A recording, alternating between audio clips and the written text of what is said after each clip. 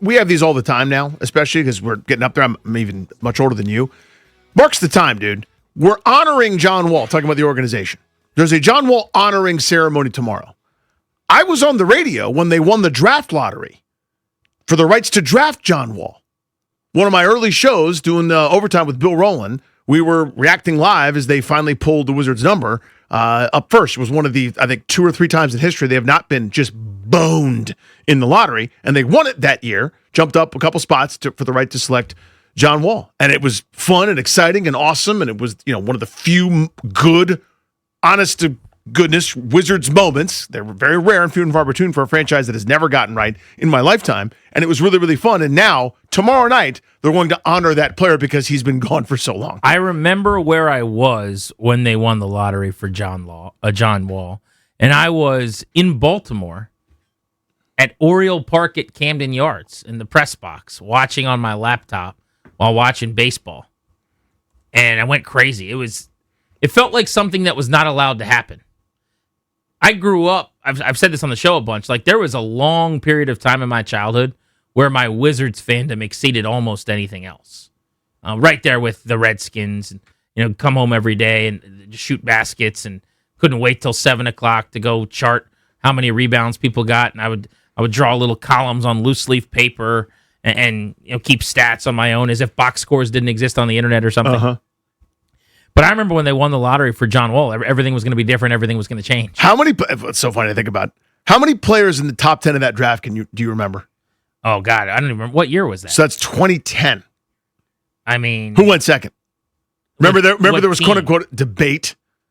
I think Philadelphia selected this guy. But it's always confusing where it's like draft rights are gone and they have to do that weird thing where they put the hat on even if he's not going there. Yeah, I don't remember that draft really at all. So it was funny that, again, it's one of those where they pretended there was debate and there wasn't. What's funny is I was even at that draft. I covered that draft for us. Evan Turner. That's the name, yeah. Went second from Ohio State. Ohio State. Yep. Yeah, Evan Turner, because I was at that draft that night for the Fan, actually.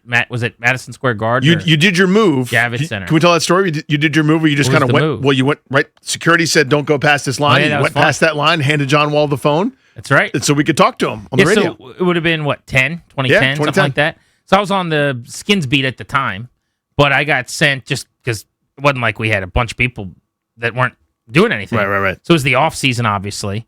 And CK set me up on the train to go cover the draft. It's middle of June. It's like $118 for an Acela.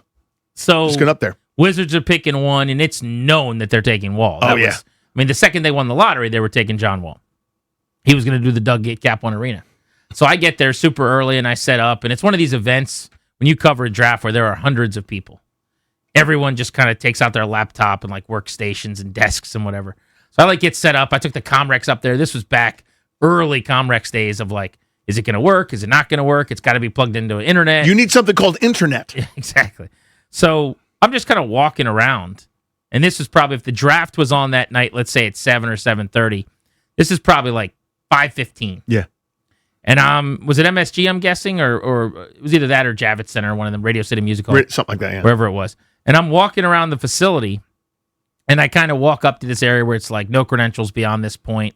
No one's around, and I'm just I've always been a big fan of just play dumb and ask for forgiveness kind of thing. Yep. So I walk around this bend and get around the corner, and I see that I'm now in that area. The area. Where you see it on TV for every draft. Uh-huh. Where there's just a bunch of tables and chairs where all the families are going to be. And each different table has another placard.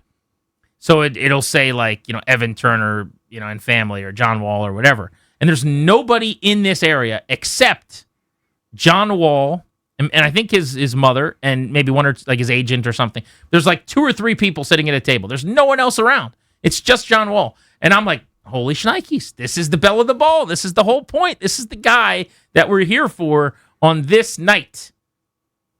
And I'm look to my left, look to my right, nobody's around, and I'm well, damn, here we go. Here we go. So I just walked up to John Wall, and I knew if I gave him the out, essentially, that he would have basically just big-timed me so hard. Yep.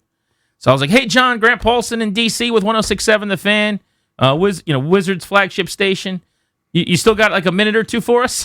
One of those where it's just act as if kind of thing. Amazing. And he just kind of looks up what? And I'm like, you this got a isn't minute supposed or to be two? happening at all. I was like, I was going to record for our draft show tonight. We're going live in about an hour. He's like, looking down. I'm like, I'll make it real short. And I just like turn on the recorder and start going, you know?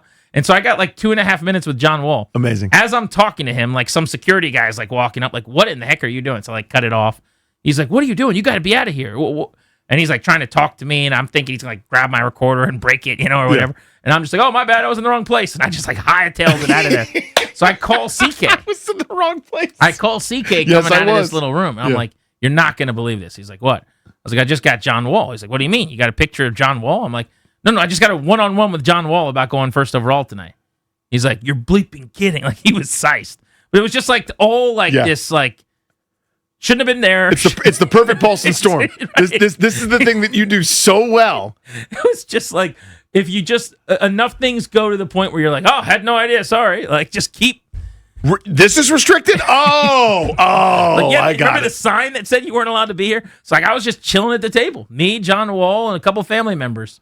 About an hour and 40 minutes before he went. I was like kicking it with, you know what I ended up doing after that, after I made the call to CK, was like Jay Billis and like all the guys that are going to be on TV that night. Jay Billis is going to say length over and over again, and like the whole crew. So like they're all sitting there at like their desk, you know, right before they go up on the set.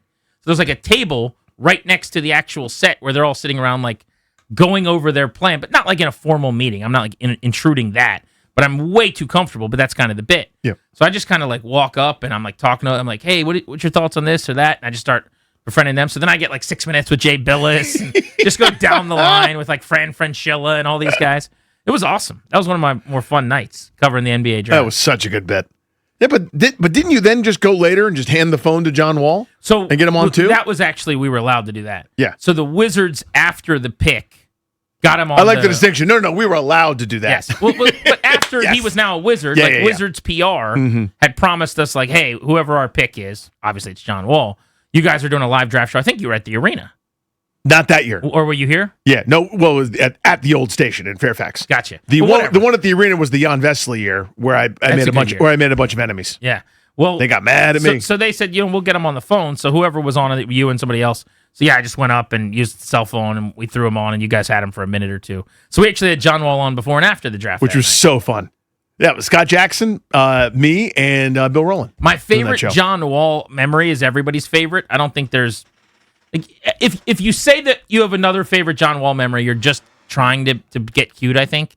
It's jumping up on the scorer's table against the Celtics. Yeah, Game 6. If it, like...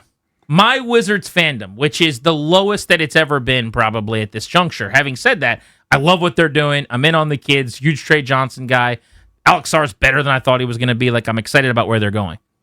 But if I was to give you 5 to 10 overall, like, apex moments of my fandom, I would say all of them either include Gilbert Arenas or John Wall. It's one of those two guys, basically. And maybe the 98 series where they got swept by the Bulls.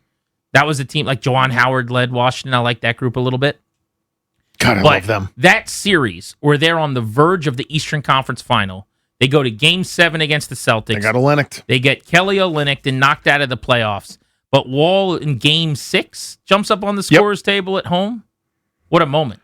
All time. That's what the bobblehead is tomorrow. The bobblehead, is it really? Yeah, it's him jumping up on the scores table. As well it should be. Now, people will say, oh, what about this? What about that? There were some other cool things. He won a dunk contest, I'm pretty sure I remember. Yeah, it was the weird year where they removed the normal thing and he was the dunker of the night. Stupid. Which was so dumb. But I think he dunked like 3 balls at once. Yeah. That was actually weirdly like a high water moment because, I mean, it just sounds like such a loser thing, but my guys are never really in that. Like dunk contests, and we had a few 3-point contest participants along the way. But for the most part, it's like the really good players from the really good teams get to do that. And there might be a wizard in the rookie game. Yeah, like the fun, electric upside players. Yeah. It's never us. I mean, there are plenty of highlights. I mean, I'm trying to remember the year. They all run together. But the 360 layup for the first time at Madison Square Garden, where everyone's like, oh, my God. I remember he had a 50 burger plus against Orlando. It was the first sort of post-Gilbert, oh, my God, look at this scoring guard who can't be stopped. That 360 layup was on Christmas, by the way, which was another thing that never happened. We never had Christmas games. Yeah. That was a Christmas Day game? That was a Christmas Day game. Good call.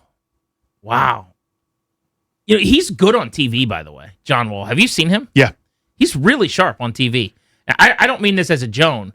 It surprises me a little bit because when he would be on the radio with us, a lot of the times, he did not want to be on the radio with us. and even so on the phone, I understand it's Right. a weird thing, but even in person, the number of times I got to talk to him over the years, just and again, He was a butt nice guy. yeah, it sounds diminishing, and it's Yes. not at all. Like I never go, oh, I can't wait to see that guy on television. Whereas you listen to Richard Jefferson talking, you go, God, please put that guy in front of the camera. Well, my thing was, it was just like whenever we'd get him on, it was so exciting and awesome for us, and that energy was never and he shouldn't feel excited to talk to us. Right? He's like, Danny, It was just like, wait, Danny Rouillet? but now when I watch him on TV, I'm like, this dude is really, really good at just chopping it up and talking Because basketball. once you got through that, like whatever you want to call it, the shyness or whatever. Again, he wasn't that It's excited very to do shy. it. I think that's what it Yeah, was. then maybe it was. Like, that is a really sharp basketball mind who saw, I mean, obviously he was a blur on the court and was so fast, but he saw things in kind of that three-dimensional way that only a handful of people are sort of blessed to see it, and that comes through in his analysis, Did he do the Dougie on opening night? Was that his first ever? That was a pretty great moment too. Yeah. I mean, I'm not like Mr. Dougie or anything, but I just thought that was cool. Like, dude had some personality. And then Colin Cowherd told you why he would stink or something. He'll never win a championship. Like, not because he did the Dougie, because he plays for Washington. He will never win a championship, but you don't get to claim victory on that. Yeah, not because he Dougied, but because he plays here, and we don't do that. You have to win 50 games generally to be in that conversation. Ah, yes.